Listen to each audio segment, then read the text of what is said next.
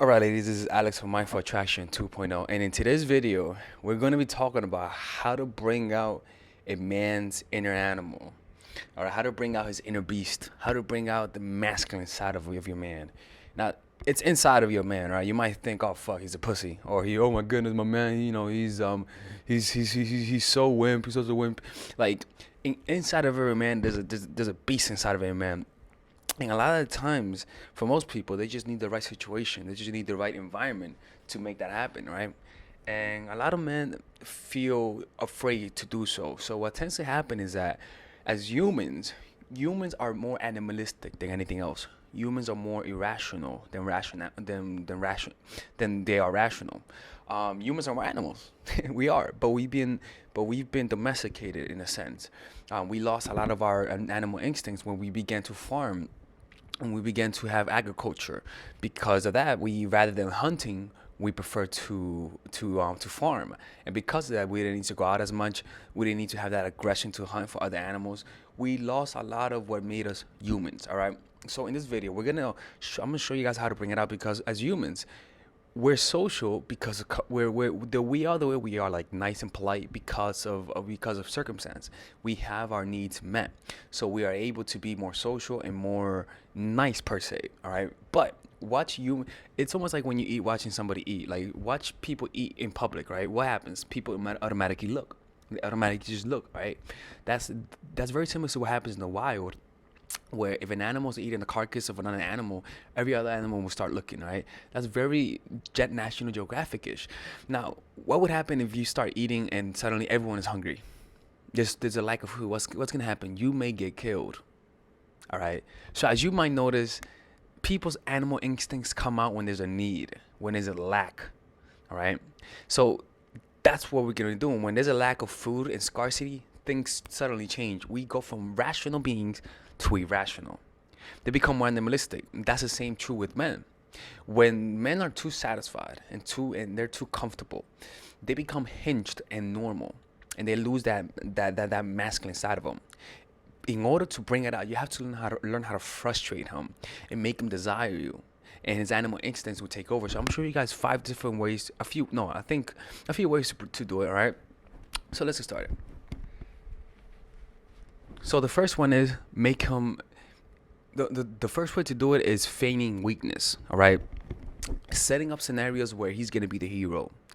Why? Because you might notice that men could be chilling, right? Have low energy, but as soon as they might notice that a woman is in need, it's particularly their woman, they get pissed.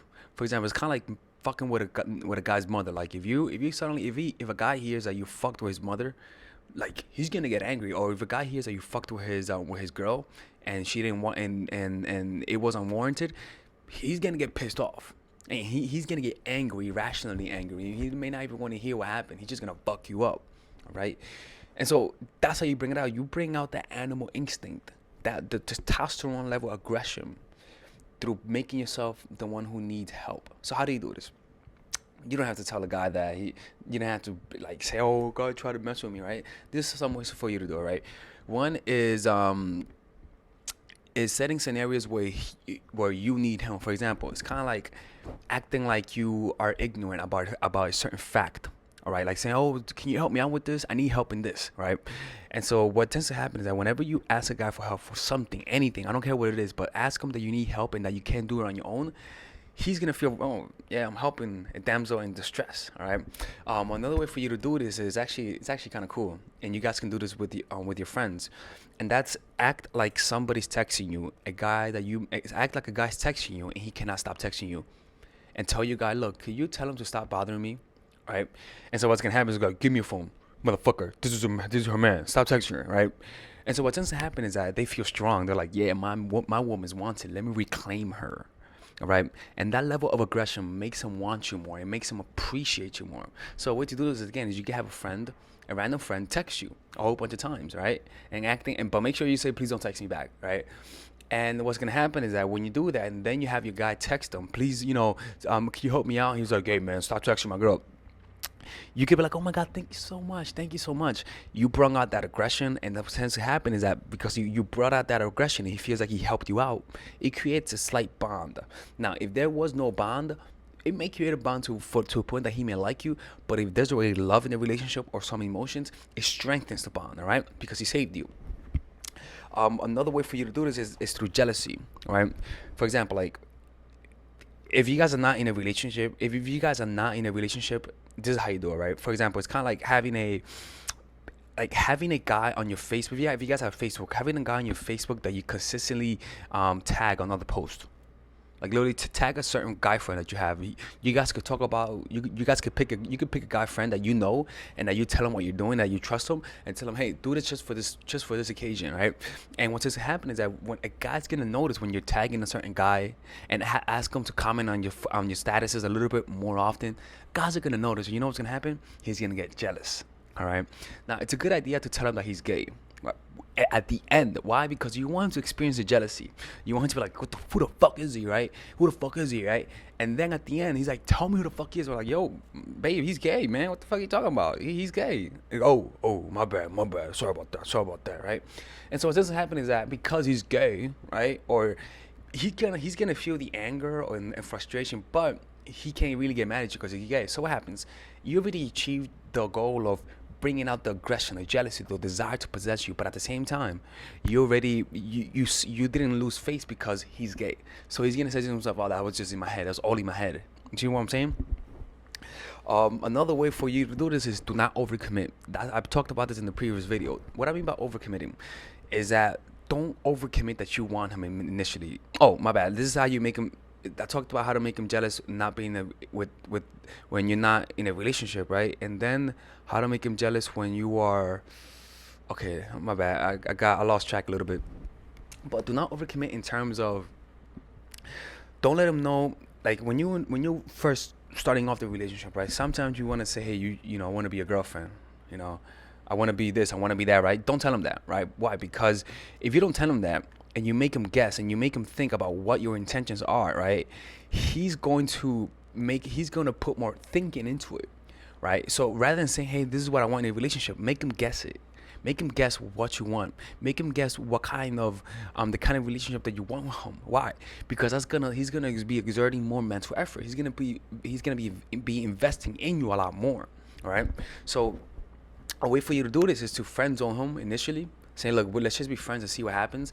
But friend zone him, but at the same time, show a lot of interest. Show that you want him, but at the same time, verbally speak that you are unsure. Why? Because when you speak that you are unsure, but that your actions say that you want him, it gives you leeway to actually talk to other guys or talking about other guys or be able to make him jealous without losing face. Why?